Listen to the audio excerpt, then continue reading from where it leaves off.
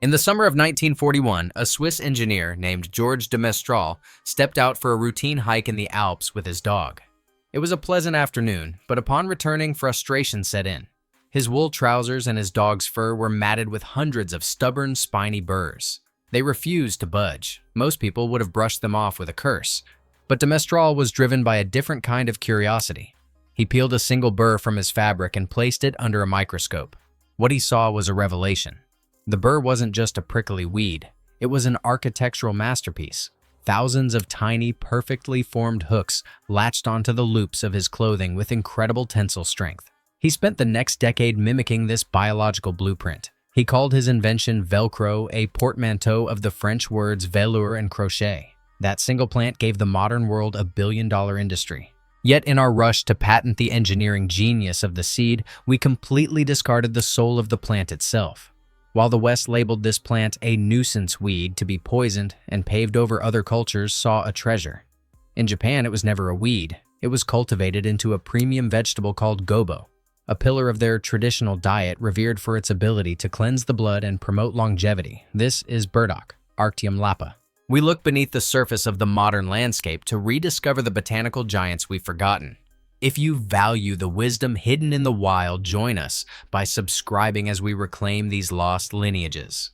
Long before it was an annoyance to hikers, burdock was a staple survival food across the northern hemisphere. In North America, the Iroquois and other indigenous nations treated the plant with deep respect. Their ethnobotanical records reveal a sophisticated relationship. They dried the massive taproots for winter storage, a reliable starch when game was scarce. But they also understood the plant's hidden sweetness. To prepare it properly, follow the ancestral protocol: harvest the young flower stalks in early summer, strictly before the flowers bloom. Peel away the bitter outer skin to reveal the tender core. When boiled, sometimes with a touch of maple syrup, the texture transforms into something resembling an artichoke heart. Settlers later adopted this practice, affectionately calling it cowboy candy. From the high-tech fasteners on a spacesuit to the deep, earthy crunch of a Japanese dinner, burdock remains unchanged. It is a plant that waits patiently at the edge of our lawns, offering both mechanical genius and ancestral nourishment, if only we are curious enough to look closer. In 1941, an engineer named George de Mestral returned from a hunting trip in the Alps with a dog covered in stubborn, spiny burrs. Most would see a nuisance. He saw engineering genius. Under a microscope, those burrs revealed thousands of tiny, perfectly formed hooks, a biological design that would eventually become Velcro. But long before it was a billion-dollar patent, this plant burdock was a cornerstone of human survival. Across the Atlantic, medieval Europe told a story of deep utility. Burdock or burdane was a standard potherb in every cottage garden. It was prized for a very specific reason: its ability to cut through grease. In an era where the peasant diet relied heavily on fatty meats, burdock root was the essential companion cooked alongside the pot to aid digestion and lighten the soul.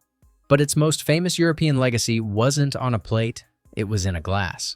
Dandelion and burdock has been the signature tonic of the British Isles since the Middle Ages. Originally, it wasn't a soda, it was a light mead. A fermented tonic made from roots gathered in early spring to clear the liver and blood after a long, stagnant winter. It was the original root beer, a medicinal gift from the soil. While Europe saw a helper, Japan saw a masterpiece. Introduced around 900 AD during the Heian period, Japanese farmers did what the West refused to do: they domesticated it. Through centuries of selective breeding, they transformed the wild, skinny roots into gobo. These are thick, mild, fleshy taproots that can grow 3 feet long. It became the soul of Shojin Ryori, the sophisticated Buddhist temple cuisine that treats seasonal eating as a spiritual practice. So how did this ancestral staple become a noxious weed in the modern mind? The answer isn't biological, it's economic. In the 18th century, wool was the engine of empire. Sheep farming was the world's big business, and burdock was a financial threat. When sheep grazed in infested fields, the hooked burrs became hopelessly entangled in the fleece. This produced faulty wool. Removing it was impossible, without damaging the fibers, often requiring a harsh acid process called carbonizing. To protect the textile barons, burdock was declared an outlaw. Farmers were legally mandated to destroy it, not because it was invasive, but because it was a liability to the machine. If you want to reclaim this legacy, here is the protocol for the modern forager. First, seek the first-year plants, the ones without the tall stalks for the most tender roots. Second, if you find them in the wild, remember the cowboy candy method. Slow braise the roots with honey and soy to mimic the Japanese kinpira style. Finally, use the leaves as a natural poultice. Their cooling properties have been documented for centuries as a remedy for skin inflammation. We look for the forgotten plants that modern agriculture paved over. Burdock didn't change, our priorities did. It's time we looked at the weeds in our backyard, not as enemies of the lawn, but as the discarded treasures of our ancestors. Next time you pull a burr off your sleeve, remember you aren't holding a nuisance. You're holding a piece of history that refused to be forgotten. In 1941, George de Mestral returned from the Alps frustrated by the thousands of tiny, perfectly formed hooks clinging to his clothes. That annoyance became Velcro. But while modern industry exploited the mechanics of the burdock seed, we completely forgot the genius of the root. Then came the mechanization of the harvest. As agriculture pivoted toward heavy machinery, crops were no longer selected for their soul but for their compliance. Burdock, or Gobo as it's known in Japan, is a logistical nightmare for a tractor. Its taproot grips the earth with a prehistoric strength. Unlike a carrot, which sits politely in the top 6 inches of soil, burdock demands deep excavation. It requires a shovel, a backhoe, or a specialized trencher. In an era that prioritized speed and shallow tillage, a crop that forced you to dig halfway to China was simply abandoned. But when we traded the shovel for the tractor, we lost the minerals hidden in the deep. This plant is a biological drill. Its taproot plunges 3 feet into the subsoil, punching through hard pan clay that would stop lettuce or corn dead in their tracks. It reaches mineral veins deep underground, pulling up nutrients that have long since leached away from the surface. Look at the hard data.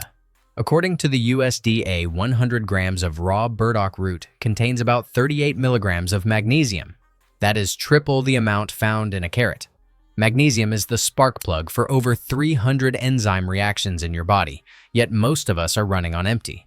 Then there's potassium. We're told to eat bananas for fluid balance, but burdock is a local rival. It delivers over 300 milligrams per serving, nearly matching the banana, but without the massive sugar spike. The true magic, however, isn't just the minerals, it's the energy. While potatoes store energy as starch, which the body quickly turns into glucose, burdock stores its life force as inulin. Scientific analysis shows that inulin makes up nearly 50% of the dried root. This is a prebiotic powerhouse that feeds your microbiome without sending your blood sugar into a tailspin. If you want to reclaim this legacy, you have to follow the protocol of the deep. First, forget the surface. You must wait until the first year's growth has established that massive taproot before harvesting. Second, do not expect an easy win. You will need to dig a trench alongside the root to extract it without snapping the gold inside. Finally, in the kitchen, treat it with respect. Scrub the skin, but don't peel it entirely. That's where the aromatic compounds live. Sauté it with carrots in the traditional Japanese kinpira style, or brew it into a dark, earthy tea that tastes like the original root beer of the 19th century. We look for the forgotten plants that modern agriculture paved over. Burdock didn't fail us. Our machines failed to understand its depth. It's time to pick up the shovel again. It's time to remember what the earth actually tastes like. In 1941, a Swiss engineer named George de Mestral returned from a hike in the Alps to find his dog covered in stubborn, spiny burrs. Most would have been annoyed, but de Mestral looked closer. Under a microscope, he saw thousands of tiny, perfectly formed hooks, an engineering genius of the seed designed to hitch a ride on anything that passed by. This was the birth of Velcro. But while modern industry exploited the mechanics of the hook, it largely forgot the soul of the plant burdock. Known to botanists as Arctium lappa, this is one of those forgotten plants that modern agriculture paved over, yet ancestral cultures from the medieval herbalists of Europe to the Iroquois venerated it as a cornerstone of health. At its heart, burdock is a prebiotic fortress. It is rich in inulin, a complex carbohydrate that the human stomach cannot actually digest. Instead, it passes untouched to the colon where it ferments to feed bifidobacteria. This isn't just about digestion. These beneficial gut flora are the sentinels of your immune system. Unlike the rapid spikes of modern sugars, inulin provides a slow-burning energy that stabilizes blood chemistry. Beyond the fiber, pharmacological research published in journals like Current Pharmaceutical Design has isolated potent lignans within the root, specifically arctigenin and arctium. These compounds are biological scavengers. They hunt for free radicals and lower inflammation markers in the blood. For centuries, herbalists called burdock a blood purifier. Science now tells us why it doesn't magically scrub your veins. It optimizes the liver and kidneys, the body's internal filtration systems, helping them flush metabolic waste with quiet efficiency. However, nature's medicine demands respect. Because burdock is so effective at managing blood sugar and stimulating the body, there is a protocol for its use.